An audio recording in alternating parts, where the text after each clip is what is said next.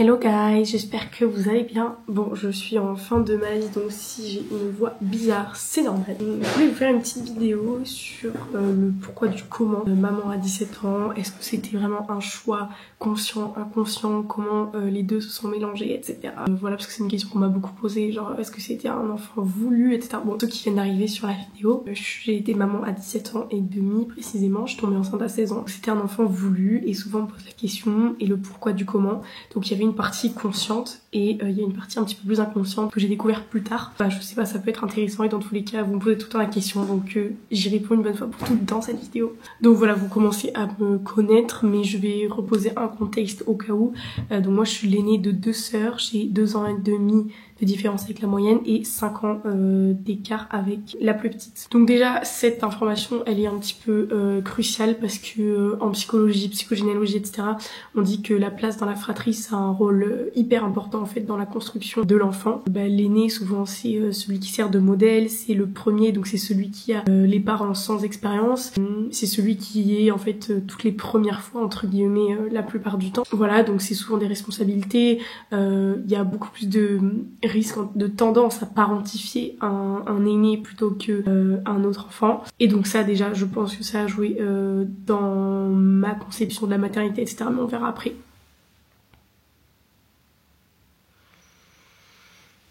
Donc moi j'ai pas spécialement ressenti cette pression de la parentification jeune. J'aimais bien m'occuper de mes sœurs, j'aimais bien m'occuper de ma petite sœur, surtout celle avec 5 ans d'écart. Je m'entendais très mal avec ma moyenne sœur. Alors je sais que c'est un lien avec comment ma mère nous éduquait, etc. Ça on en a déjà parlé, ça a déjà été conscientisé on va dire.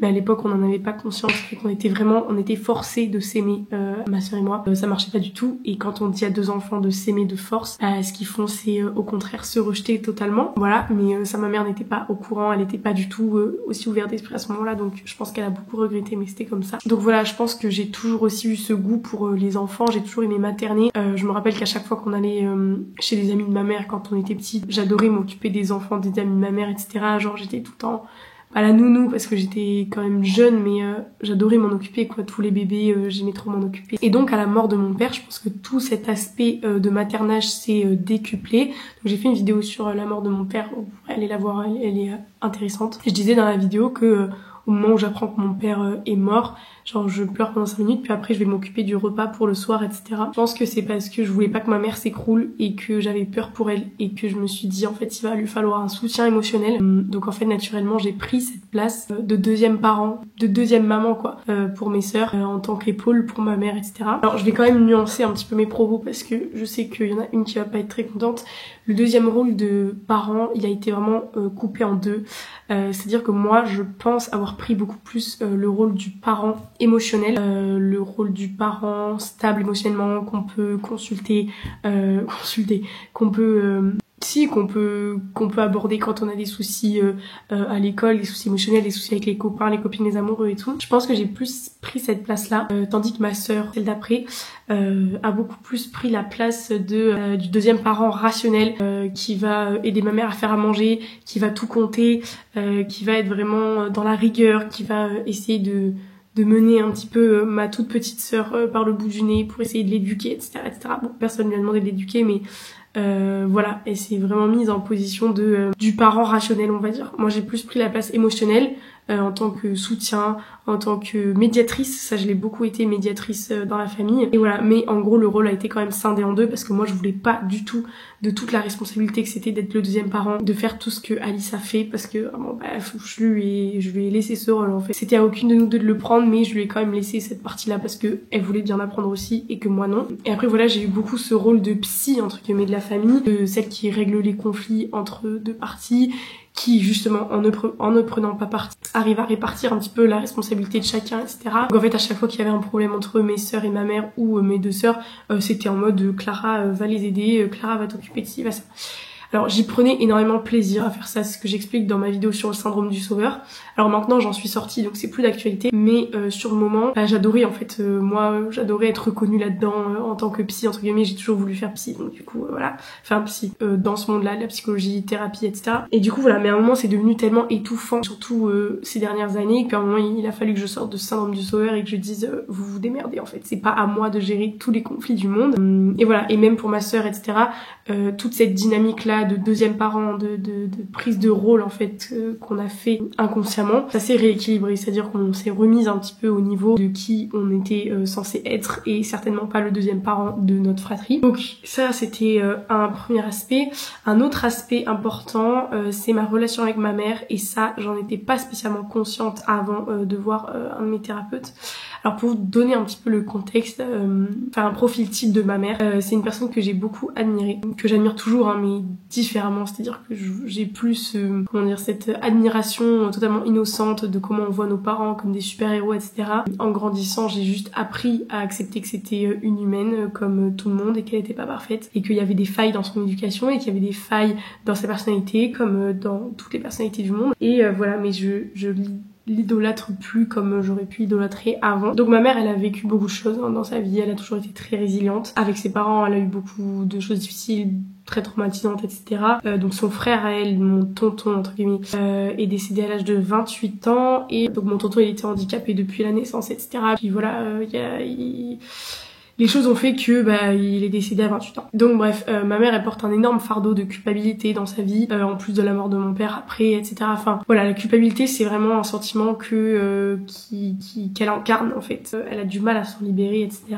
Donc forcément ça, elle me l'a passé à moi, hein, évidemment. Voilà, j'ai pris ce trait-là un petit peu d'elle. Donc ma mère elle a énormément de qualités, c'est quelqu'un de très attentionné, très très généreuse, parfois trop, souvent trop d'ailleurs. Complètement dans un syndrome du sauveur aussi. Elle en est un petit peu sortie aussi, pareil que moi, mais elle a mis beaucoup de temps et beaucoup d'énergie à pouvoir sortir de son syndrome du sauveur. Elle a toujours été indépendante physiquement, elle a commencé à travailler à 16 ans, elle dépensait rien pour construire son patrimoine, elle est très indépendante financièrement, etc. Et elle a eu une phase aussi où elle s'est intéressée beaucoup plus au psyché, à la spiritualité, etc. Donc voilà, on a eu un petit peu cette phase en commun, mais ça s'est arrêté plutôt récemment parce qu'en fait elle en a eu marre de souffrir et de trop donner aux gens, etc. Du coup j'ai l'impression qu'elle s'est un petit peu renfermée sur elle-même pour se protéger en fait, en disant c'est bon, genre j'ai trop donné dans la vie, maintenant stop quoi. En plus des hormones, de la ménopause, etc. genre elle est devenue beaucoup plus renfermée et du coup la relation n'est plus du tout la même, mais enfin je pense que c'est juste une phase et que ça va redevenir mieux après. Enfin là ça va déjà mieux, il y a eu une période où c'était difficile mais là ça va déjà mieux quand même. À l'heure actuelle, tous les traumas qu'elle a vécu, ça a donné naissance à tellement de mécanismes de défense et de croyances limitantes qu'en fait maintenant elle arrive plus trop, je trouve, à prendre le recul sur les choses de la vie des autres, c'est-à-dire que elle voit la vie par un prisme, son prisme à elle, comme moi je vois ma vie par un prisme, comme vous aussi. Puis en fait elle arrive pas à prendre le recul nécessaire et voir au-delà de son prisme à elle. C'est-à-dire que moi si je vais lui parler d'une situation, elle va la voir avec son prisme à elle. Elle arrive pas à se mettre dans mon prisme à moi. Bref, donc pour revenir à l'info importante en fait de tout ça, c'est que quand j'étais petite, j'ai directement vu en fait la souffrance qu'elle avait vécue avec ses parents, donc avec mes grands-parents. Et j'ai l'impression que je me suis mise en mode protection de ma propre mère. Et en fait, en écrivant cette vidéo, sur le moment, je me suis dit, c'est comme si j'avais vu ma mère enfant manquer de protection, manquer de reconnaissance, manquer de présence, etc. Et je me suis mise à la protéger. Et en fait, pour la protéger, j'ai entamé une grande détestation. Je me suis dit, j'ai commencé à détester mes grands-parents pendant une longue période. Je dis mes grands-parents, mais c'est surtout mon papy. Pendant une longue période, j'ai commencé à le détester, en fait, pour ma mère, parce que je voyais ma mère souffrir. Et en fait, à chaque fois qu'on allait chez mes grands-parents, je ressentais tout ce qui planait, toute l'atmosphère, tous les conflits que j'entendais pas, mais que je percevais en tant qu'enfant par cette énergie, etc. Et en fait, ça me procurait des énormes mal de ventre. À chaque fois qu'on allait chez mes grands-parents, j'avais extrêmement mal au ventre. Et j'ai commencé à avoir une verrue sur le genou. De mes 7 ans à 14 ans, je l'ai gardée 7 ans cette verrue. J'ai mis du temps à comprendre d'où elle venait. Et en fait, c'était juste de l'angoisse par rapport à mes grands-parents, cette verrue, sur mon genou droit. Et donc dans ma famille, on savait que c'était somatique, enfin avec des causes psychiques quoi, surtout à cet endroit-là. Et voilà, donc si on regarde un petit peu la symbolique du genou, c'est souvent relié à l'autorité, à la difficulté à plier le genou, vous voyez. Il y a aussi le genou, si on décortique, je plus nous, donc tout ce qui est là, la relation à l'autre, etc., à l'autre mais nous, avec l'autre, Le genou, c'est ce qui permet d'avancer, d'aller de l'avant. Donc il y a aussi une difficulté à pardonner quand on a mal au genou, quand on a des problèmes au genou, quand on a des verrues au genou aussi. Ça peut être des difficultés à faire abstraction, à réussir à enjamber un obstacle pour aller de l'avant, etc. Et en fait, moi j'avais énormément de mal à passer au-delà de tout ce que mes grands-parents ont pu faire, même si c'était inconscient et qu'ils n'ont pas fait exprès de faire souffrir ma mère, etc. Mais voilà, il y avait toute cette dimension de haine et de rejet envers eux, en fait. Et donc, voilà, ce truc de maternage avec ma mère, en fait, il est resté. C'est-à-dire, depuis que je vis qu'avec ma mère exclusivement, donc depuis que j'ai 11 ans, 2017, je vis exclusivement avec ma mère. Et en fait, j'ai toujours vécu notre relation, enfin en tout cas depuis la séparation, je pense. Alors pas tout le temps, c'est pas tout le temps, mais c'est dans le principe, vous voyez, comme si moi, maintenant c'est plus trop le cas, mais beaucoup avant, si moi, j'étais sa mère au niveau émotionnel. En fait, j'avais tout le temps l'impression que ma mère était dans l'impulsivité, dans la non-régulation de ses émotions, dans l'incompréhension de ses émotions, beaucoup dans la colère, l'impulsivité, etc. Et que moi, j'étais là en mode, il faut que je sois stable pour ma mère, que j'accueille ses émotions, que je sois là pour elle, etc. parce que c'est pas facile pour elle. Et en fait, j'étais dans ce truc de maternage, de syndrome du sauveur avec ma propre mère. Et en fait, genre par exemple, dans les conflits, c'est moi qui prenais une posture d'autorité en mode, je comprends ce que tu ressens, nanana. Et en fait, j'avais l'impression de materner un enfant, genre. De faire une éducation en mode éducation positive avec un enfant. Du coup, tout ça, c'est resté, enfin, trop bizarre. Bon, évidemment, elle s'occupait très bien de moi au niveau financier, au niveau du logement, au niveau scolaire, etc. Enfin, il y avait pas de soucis. Mais c'est vrai qu'au niveau émotionnel, c'était pas trop ça. Et du coup, avec ma mère, notre relation, elle était très fusionnelle depuis l'adolescence, après la mort de mon père et tout. Et en fait, ça a été une succession de pardons avec ma mère. Beaucoup de pardons de mon côté. Enfin, à chaque fois que il y avait un problème, un conflit, etc. Combien de fois elle s'emportait, plus ou moins violemment, etc. C'est une époque qui est révolue, hein, voilà. Mais plusieurs fois elle s'emportait, puis je me rappelle très bien qu'elle venait s'excuser dans ma chambre, des fois en pleurs, des fois elle venait me faire des câlins dans mon lit. Enfin, c'était que des trucs comme ça où moi j'étais en mode oui, t'inquiète pas, c'est pas grave, je sais que tu fais de ton mieux, etc. La prochaine fois tu feras mieux. Je suis sortie actuellement, il y a environ 1 an, de cette posture de je comprends pourquoi elle vit ça, donc je tolère. C'est pour ça en fait à la base que je suis partie de chez mes parents et que j'ai pris mon appart pour couper justement ce lien pas sain finalement, c'est pour retourner à ma place. Donc bon, dans toute mon enfance, il y a eu cette dynamique où je prends beaucoup soin de l'autre, beaucoup soin des autres, etc. Il y avait une partie innée, ça c'est sûr, parce que j'ai toujours voulu être dans la psy des enfants, dans la thérapie, etc. Ça c'est sûr. Au contact de l'autre, au contact psychique. Et pour vous dire, quand j'étais en 5e, vous voyez les petits agendas qu'on avait avec des photos là d'animaux, de trucs et tout. Moi j'avais un agenda avec des bébés dessus. En fait, je me rappelle très bien qu'à un moment, j'ai regardé une photo en disant « Ah mais en fait, je veux être maman ». Et genre, j'étais en 5e. Genre, je sais pas si vous imaginez,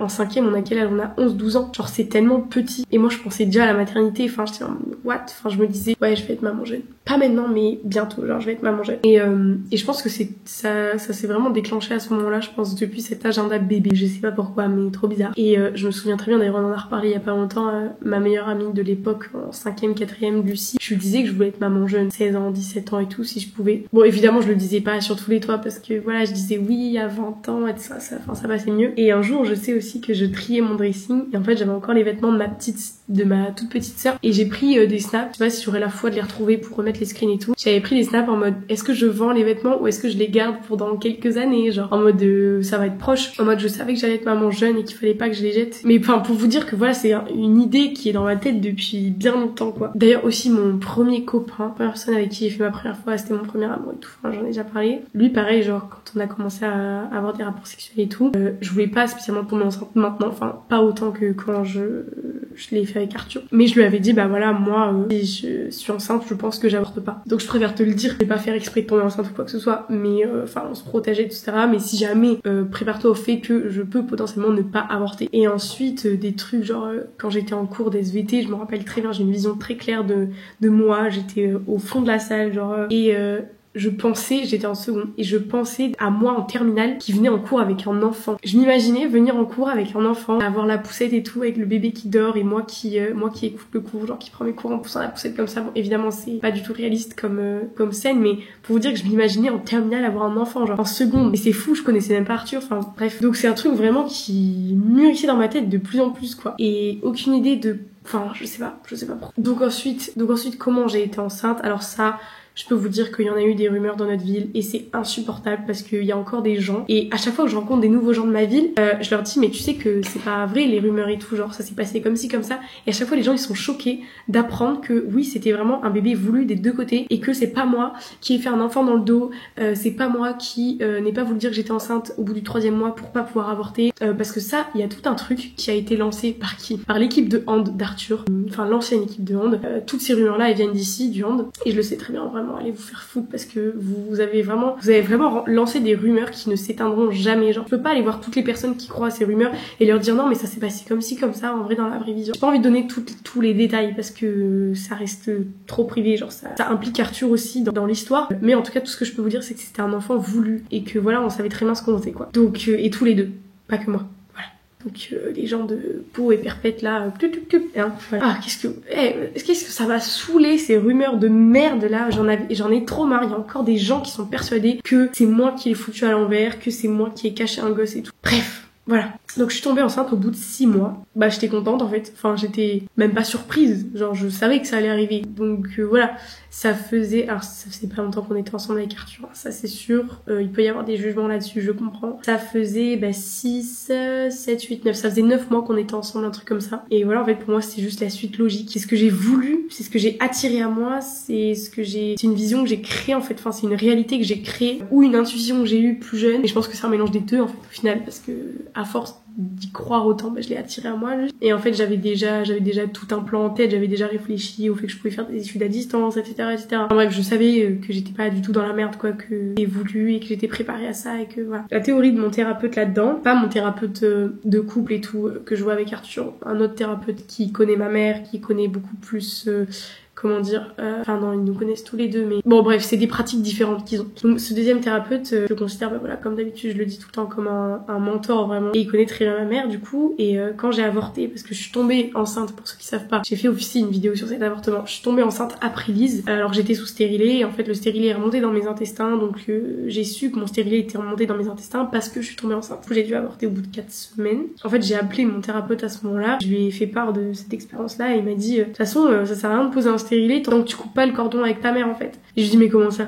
Enfin, c'est quoi le rapport là? Enfin, voilà. Il dit tant que tu pars pas de chez toi, tant que tu coupes pas le cordon, que tu prends pas tes responsabilités pour toi, ça sert à rien de mettre un stérilet. J'étais en mode oui, le rapport. Et il me dit réfléchis. Et voilà, on s'est eu au téléphone quelques temps après et tout, et lui il a eu un peu cette analogie en mode un enfant déjà ça vient combler un vide dans le ventre de la mère déjà de 1. Et en fait l'explication qui en est sortie c'est que je serais tombée enceinte, enfin j'aurais voulu tomber enceinte parce qu'inconsciemment j'avais besoin de ça pour pouvoir diriger mon énergie vers une dynamique relationnelle qui est beaucoup plus cohérente. C'est-à-dire que en tombant enceinte, en ayant un enfant, je mets mon énergie de maternage sur mon enfant, ce qui est totalement logique, et plus sur ma mère. Et donc ce serait aussi potentiellement une explication de pourquoi j'ai voulu tomber enceinte jeune et pourquoi c'est vraiment arrivé, etc. Donc effectivement, j'ai donné beaucoup d'énergie en fait à mon enfant, etc.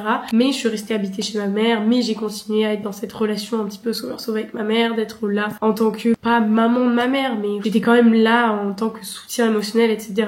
qui peut être ma place fondamentalement parlant, on peut être là pour ses parents, etc. y a pas de souci, et je serai la première à l'être, mais je dois pas être un ramasse émotion quoi, enfin une éponge. Alors c'est une place que je prenais aussi comme j'ai dit, parce que j'étais dans mon syndrome du sauveur, mais là j'en suis sortie, c'est pour ça que je suis partie chez mes parents du coup. Selon cette théorie, c'est que je serais retombée enceinte après parce que en fait c'était pas assez pour me faire couper le cordon avec ma mère, dire bon ok là je peux plus te donner en fait toute cette énergie de maternelle en tant qu'enfant parentifié, parce que je retombe enceinte, c'est-à-dire j'aurais eu potentiellement un deuxième enfant, donc il aurait fallu me focus totalement sur ma progéniture à moi et pas sur ma mère. Donc ça va dans ce sens-là en fait la théorie de mon thérapeute là, et donc selon lui le fait que je coupe vraiment les ponts, enfin pas les ponts mais le cordon, ce cordon là un petit peu malsain etc avec ma mère, à ce moment-là je pourrais poser vraiment une contraception parce que j'aurais plus besoin en fait de procréer, enfin j'aurais plus besoin en fait de créer un enfant pour changer mon énergie de direction. Voilà, donc ça c'est une explication qui m'a beaucoup bouleversée parce que j'y avais vraiment jamais pensé dans ce sens-là. Moi j'étais beaucoup dans le truc en mode oui j'ai été l'aînée, par rapport à mon père, du fait que j'ai materné mes sœurs, etc. Mais j'avais jamais pensé à cette relation avec ma mère et je trouve ça intéressant à analyser, alors qu'on y croit ou pas, qu'on soit terre à terre ou pas, qu'on dise non mais c'est un peu tiré par les cheveux, je comprends, y a pas de souci. Je trouve que c'est une piste intéressante à explorer et voilà, donc je sais pas encore si je vais refaire poser un stérilet parce qu'en vrai même la pose a été très douloureuse et ça m'a un peu traumatisée je crois, mais à l'avenir si je pense que j'ai un partenaire sexuel long terme, se fait dépister et tout, bah forcément ça va me saouler de mettre des préservatifs et tout. À mon avis, je ferais poser un stérilet parce que je veux pas du tout être aux hormones et tout et je vois pas d'autres contraceptions possibles à part la contraception masculine. Donc voilà. La question du regret aussi, est-ce que j'ai un quelconque regret d'avoir un enfant, d'avoir eu un enfant aussi jeune avec Arthur, etc. Alors j'ai fait une vidéo sur un an de ma vie de maman, je vous le mettrai là, où j'explique toutes les difficultés, etc. que j'ai pu vivre en postpartum, etc. Mais à l'heure actuelle, je dirais que non, j'ai pas de regret. À refaire, je le referai. Alors ce serait vous mentir que c'est facile tous les jours, ce serait vous mentir que j'ai pas eu des périodes où j'ai regretté. La période où j'ai le plus regretté, ça a été pendant la rupture. Mais ça, je crois, j'en ai parlé déjà dans la dernière vidéo, mais encore actuellement, enfin, je le redis. Ça a été pendant la rupture parce que c'était très compliqué, en fait, de réimaginer une vie sans le couple parental ensemble. Même à l'heure actuelle, hein, j'ai beaucoup de mal à me dire que peut-être que je me remettrai jamais avec Arthur. C'est pas ce que je souhaite, mais c'est une éventualité et j'ai beaucoup de mal à me dire que ça peut être comme ça, en fait, qu'on mette jamais ensemble et que ce soit ainsi belle la vie. Donc à ce moment-là, pendant la rupture, j'ai beaucoup regretté. Je me rappelle des fois je regardais Lise, plus la fatigue, etc. Enfin, je regardais Lise et j'étais en mode mais enfin non, genre c'est pas possible, c'est pas ça que je veux, c'est pas comme ça que je voulais que ça se passe. Pourquoi j'ai fait ça? Enfin c'était une connerie, genre pourquoi j'ai fait tout ça et tout. Et là depuis qu'elle a un an, depuis c'est un an et demi. J'ai plus aucun regret en fait parce que une relation parent-enfant c'est tellement plus que une relation couple-enfant, etc. Enfin ça n'a rien à voir. Évidemment que je préfère quand on est trois avec Arthur et Lise parce que c'est beaucoup plus facile quand on est à deux. Ce serait vous mentir. Enfin être maman seule entre guillemets, enfin en tout cas célibataire, c'est beaucoup plus dur que d'être maman en couple. Enfin encore tout dépend de la situation. En tout cas pour moi c'est comme ça. Si vous avez un mari ou un conjoint qui branle rien, qui s'occupe pas de votre enfant, évidemment que peut-être vous êtes mieux seul parce que c'est votre organisation et tout, il y a plus de charge mentale quoi. Enfin, c'est vous qui organisez votre propre charge mentale et c'est pas un homme qui va foutre la merde. Mais en tout cas même émotionnellement au niveau du support émotionnel, du fait d'être ensemble, etc. Moi je préfère largement être à trois. En règle générale c'est comme ça. Donc il y a eu ces moments là où j'ai pas mal regretté, puis après je me suis reprise moi-même je culpabilisais en fait d'avoir ces pensées là envers Lise, genre j'étais là mais pas me dire ça, genre elle était devant moi, elle était mignonne et tout et j'étais en mode pourquoi j'ai fait ça, genre j'aurais pas dû, je regrette et tout, qu'est-ce que je vais faire, et je culpabilisais d'avoir ces pensées là sur le moment en fait. Mais à l'heure actuelle non, j'ai fait la paix avec ça, enfin c'est devenu tellement une part de moi, une partie de ma vie, le centre de ma vie entre guillemets quasiment, mais que je trouve que j'arrive vraiment à garder cet équilibre entre ma vie personnelle et ma vie avec mon enfant. Toute ma vie ne tourne pas autour de mon enfant, j'arriverai à garder plein de choses en dehors de ma vie de maman et ça je trouve ça très bien parce qu'à mon âge c'est pas donné à tout le monde, on n'a pas tous les moyens de le faire. Donc non, je dirais pas que je regrette, je dirais que à refaire je le referais même s'il y a eu beaucoup de difficultés. Je pense que je dirais pas ça si je m'étais pas séparée d'Arthur et que ça se passait bien dans notre couple,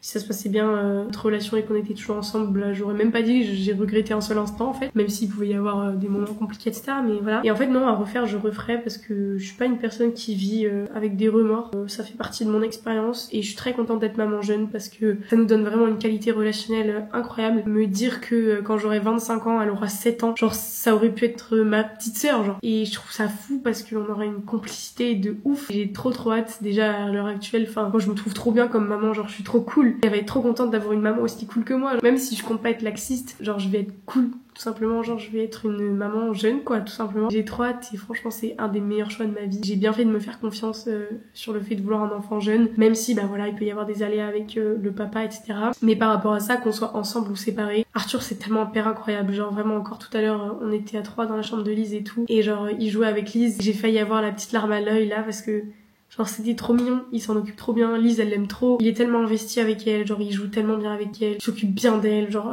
il veut la voir tout le temps, il pourrait dire en mode oui on a tel jour et on s'en occupe tel jour et moi j'ai ma vie pendant que j'ai pas Lise et tout. Et non, genre là il a eu 2-3 jours pendant le week-end, enfin 2 jours du coup, il a eu 2 jours non-stop pendant le week-end chez ses parents et tout. Il aurait pu dire bon bah le lundi je prends un break, genre je la vois pas, je suis occupée à faire ci faire ça, et au final il est quand même venu 2 heures avant d'aller chez le kiné. Demain il peut vraiment pas parce qu'il a couru, il a hand, mais vous voyez, enfin il fait beaucoup plus que ce que n'importe quel père de cet âge là ferait en général je pense, et il fait beaucoup plus que ce que moi je pensais qu'il allait faire en tout cas, et ça j'en suis très contente. Et franchement j'aurais pas pu choisir meilleur père pour Lise en fait, parce que c'est un père incroyable et j'adore ce fait là. Et même si je peux pleurer sur mon sort, sur le fait qu'on soit plus ensemble, qu'il y ait une rupture difficile et tout, au moins là-dessus je sais que je peux lui faire confiance, je sais que Lise a un bon père, et là-dessus j'ai quand même la conscience tranquille de me dire que j'ai choisi un bon père quoi. Voilà, j'ai pas fait quand même tout n'importe quoi dans ma vie. Et puis voilà quoi. Non, franchement c'était un bon choix, c'était un choix difficile, mais dans tous les cas c'est